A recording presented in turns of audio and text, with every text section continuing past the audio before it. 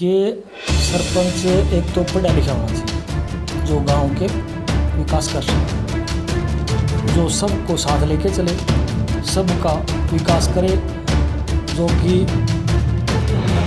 ये नहीं सोचे कि ये मेरा वोट है, ये नहीं है जी।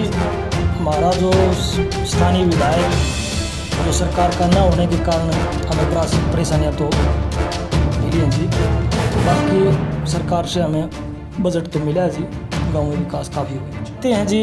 पहले हमारे गांव के बच्चे मतलब नौकरियों में कम, पुलिस में फौज में कम थे। जब स्टेडियम बनने के बाद में हमारे गांव के बच्चे नौकरियों में फौज पुलिस में लगने लगे। देखिए, जो चौक में कब्जा था वो तो हमारे वोटर ध्यान दे दो, लेकिन हमने वोटर हो चाहिए ना हो, हमने सबको बराबर खाना। उस समय तो जो कब्जा हुआ उस समय तो लोग नाराज थे, लेकिन अब वो पार्क बन के लेकिन अब सारा खुश। देखिए, सबसे पहले तो हमारा फोकस था मेरा जी शिक्षा के ऊपर। हमने स्कूल में बहुत सारे कार्य, स्कूल के जो है वो मेन गेट मुख्य गेट बनवा, और उसमें जो है पार्क वगैरह, और उसके जो बच्चों के लिए है प्रेयर ग्राउंड वगैरह, और उनमें पीने की पानी की व्यवस्था वो करवाई। नमस्कार, मैं हूं आपका दोस्त विनोद शर्मा और आज हम भिवानी अपडेट को लेकर पहुंचे हैं पटौदी कला गांव में, जो कि तोशाम ब्लॉक का एक गांव है। और सरपंच हमारे साथ मौजूद हैं। हम अक्सर आपको मिलवाते हैं एक पंचायत से, पंचायत प्रतिनिधि से बातचीत करते हैं। इन 5 साल के कार्यकाल के दौरान सरपंच ने ग्रामीणों का कितना ध्यान रखा, जिस गांव ने उन्हें चुना उस गांव के लिए विकास कार्यों की कितनी भूमिका इस सरपंच की रही, क्योंकि अभी 5 साल का कार्यकाल समाप्ति की ओर है। तो रोहतास जी, स्वागत है आपका इसका। हाँ जी, नमस्कार। जानना चाहूँगा, सबसे पहले मेन बात आती है, हम 5 साल पहले चलते हैं, 5 साल पीछे चलते हैं, तो कैसे इलेक्शन का मन कैसे बना सर? इलेक्शन तो जी 2005 से और 10 में मेरी मिसेज सरपंच बनी थी जी। अच्छा। हाँ जी। तो पहले अनुभव रहा है सरपंची का जी। तो फिर यूँ लगा कि सरपंची 5 साल की जो पिछली रही है आपकी, उसमें कुछ कार्य अधूरे रहते थे, वो दोबारा से रोहतास को पूरे करने थे, या यूँ रहा कि पिछली बार आपकी मैडम बन गई, मिसेज बन गई, तो अब की बार आपका नंबर आना चाहिए, बराबरी ज़रूरी है? हाँ जी, वो तो गांव की मर्जी है। अच्छा। हाँ जी। गांव की मर्जी की मैं बात करूंगा, क्या गांव वालों ने आके आपको दोबारा से चुनाव लड़ने के लिए बाध्य किया, आपको बोला कि आपको आना चाहिए?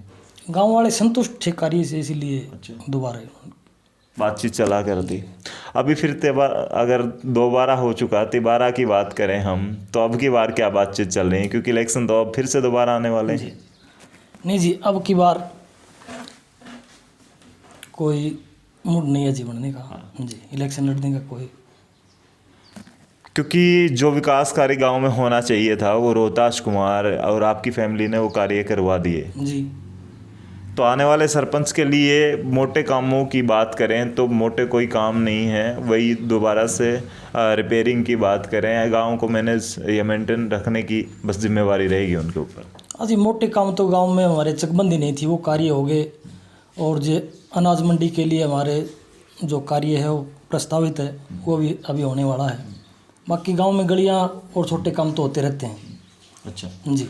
मैं रोहतास से बात करना चाहूँगा कि इन 5 साल के दौरान कितने कार्य करवा पाए, और कौन कौन से जो कि ग्रामीण देख रहे हैं, आपके आसपास के गांव के लोग देख रहे हैं, उनसे आप शेयर करना चाहें कि आप ये काम करके संतुष्ट भी हैं?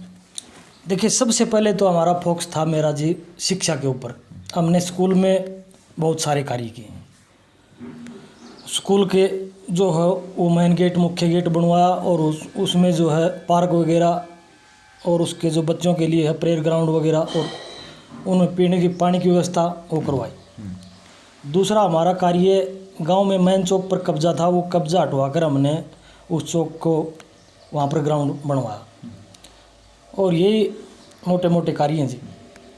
खेल की बात करें, लाइब्रेरी की बात करें, क्योंकि कई सरपंच कोशिश करते हैं, जिम की कोशिश करते हैं, और भी सारी चीज़ें होती हैं, कम्युनिटी सेंटर वगैरह, उनके लिए भी कोशिश किया या क्या? जी बिल्कुल, हमारे गांव में स्टेडियम है, और बच्चों के लिए जो भी हमारे से सहयोग हुआ है, खेल का सामान है, जो भी है समय समय पर हम उनके लिए तैयार मिले जी।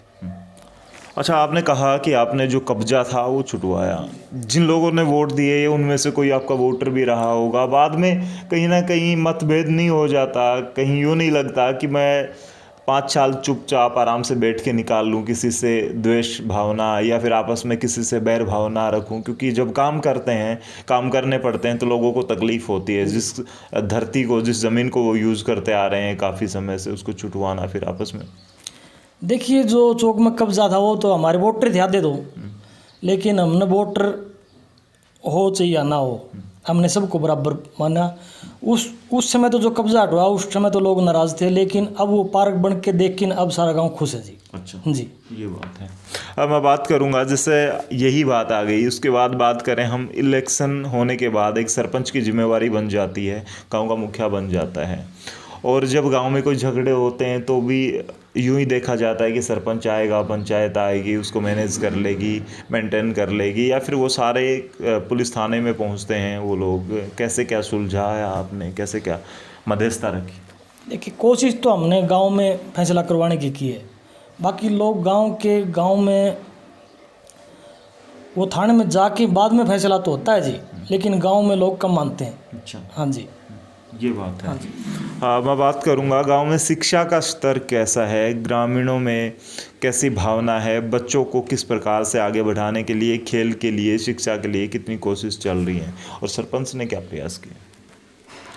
देखिए जी, शिक्षा के लिए तो हमारा सीनियर सेकेंडरी स्कूल है गांव में, और बढ़िया स्टाफ है जी। और समय समय पर हमने कमेटी बनाई हुई है, शिक्षा समिति बनाई हुई है, समय समय पर हम निगरानी करते हैं। बढ़िया शिक्षा है जी। खेलों की बात करें तो स्टेडियम जो है उसे जाके संभालते भी हैं आप, बच्चे आप जो खेलते हैं उन्हें मोटिवेशन के लिए भी कुछ बीच बीच में आप करते रहते हैं? हाँ, खेल स्टेडियम में जाते हैं जी। पहले हमारे गांव के बच्चे मतलब नौकरियों में कम, पुलिस में, फौज में कम थे। स्टेडियम बनने के बाद में हमारे गांव के बच्चे नौकरियों में, फौज पुलिस में लगने लगे हैं, तो इससे बहुत प्रभाव पड़ा है जी। एक सरपंच को चुनौतियों का सामना बड़ा करना पड़ता है, आपके सामने, रोहतास के सामने क्या चुनौतियाँ आई? देखिए, सरपंच बनने के बाद में चुनौतियाँ तो आती रहती हैं जी। किसी का आपस में झगड़ा हो गया तो एक पार्टी तो नाराज़ होती है जी, तो ये बात है जी। तो आपस में बीच बचाव करना, समझाना बुझाना, इसमें दिक्कतें आती हैं। मैं बात करूंगा सरकार का कितना सपोर्ट रहा, क्योंकि पैसा जो आता है वो सरकार से आता है, और हरियाणा में बीजेपी सरकार है, और विधायक अगर मैं आपके तोसाम से करूं तो किरण चौधरी हैं। कितना सपोर्ट रहा सरकार का, और पैसे, बजट वगैरह जी, कैसे? हमारा जो स्थानीय विधायक जो सरकार का न होने के कारण हमें परेशानियां तो मिली हैं जी। बाकी सरकार से हमें बजट तो मिला है जी, गांव में विकास काफ़ी हुए जी। बीजेपी जो बात करती है सबका साथ सबका विकास, तो उसमें ठीक ठाक रहा उनका ये कथन, कहीं ना कहीं यहाँ पर सिद्ध हुआ, सही साबित हुआ? कुल मिला के ठीक है जी। दूसरी बात करूं कि सरपंची के दौरान क्या सीखने को मिला रोहतास कुमार को, क्या नया सीखने को मिला? देखिए जी, नया तो जो ऑफिस में जाते हैं नए ऑफिसर से, गांव से बाहर जो जाते हैं अधिकारियों से संपर्क होता, तो नया तो सीखने से मिलता है जी कुछ। इलेक्शन दोबारा से आने वाले हैं, आपने कहा कि आप चुनाव नहीं लड़ेंगे, लेकिन कोई ना कोई तो चुनाव लड़ेगा, और वोटर्स की हमेशा जिम्मेवारी अब बढ़ जाती हैं जब इलेक्शन आता है, और गांव की बात होती है तो बड़ी सोच समझ के वोट डालने पड़ते हैं। एक सरपंच कैसा होना चाहिए, किसे वोट डालें, और सरपंच में क्या काबिलियत होनी चाहिए? देखिए, सरपंच एक तो पढ़ा लिखा होना चाहिए जी, जो गांव के विकास कर सके, जो सबको साथ लेके चले, सबका विकास करे, जो कि ये नहीं सोचे कि ये मेरा वोटर है, ये नहीं है। तो ये है जी सरपंच की। मैं लास्ट में जिन लोगों ने आपको सरपंच बनाया, जिन्हें आपको इस कुर्सी पर बैठाया, उन्हें लास्ट में 2 शब्दों के रूप में क्या कहेंगे? देखिए, मैं उनका बहुत बहुत धन्यवाद करता हूँ, क्योंकि उन्होंने हमें एक बार मेरी मिसेज को और एक बार मेरे को उन्होंने गांव ने सरपंच बनाया है, तो उनके लिए तो मैं बहुत बहुत उनका आभारी हूँ। हमारे साथ सरपंच पटौदी कलाज रोहतास कुमार मौजूद थे। उनसे जानने को मिला किस प्रकार से गांव में भाईचारा बनाने के लिए इन्होंने कितनी कोशिश की और गांव में शिक्षा की, खेल की क्या व्यवस्थाएं हैं। इनसे बातचीत करके हमें जो जानने को मिला वो आपको कैसा लगा, कमेंट्स बॉक्स में अपनी प्रतिक्रिया जरूर दें। ये वीडियो कैसी लगी, अगर अच्छी लगी तो इसे दूसरों से बांटिए। और एक सरपंच के क्या कर्तव्य हैं, क्या उसका निर्वाह वो कर सकता है, कर पाता है या नहीं, वो भी ज़रूर लिखिएगा। अगर आने वाले इलेक्शन में आप भी वोट पाना चाहते हैं पब्लिक का, तो ज़रूर लोगों के बीच में जाके बताएं ज़रूर कि इन 5 साल के दौरान मैं क्या करूंगा। ये वीडियो पसंद आई हो इसको लाइक करके शेयर कीजिएगा। हमारे चैनल से ऐसी ही अपडेट के लिए यूट्यूब पर सब्सक्राइब करके और फेसबुक पर फॉलो करके जुड़े रहें। तब तक के लिए धन्यवाद। राम राम, जय हिंद।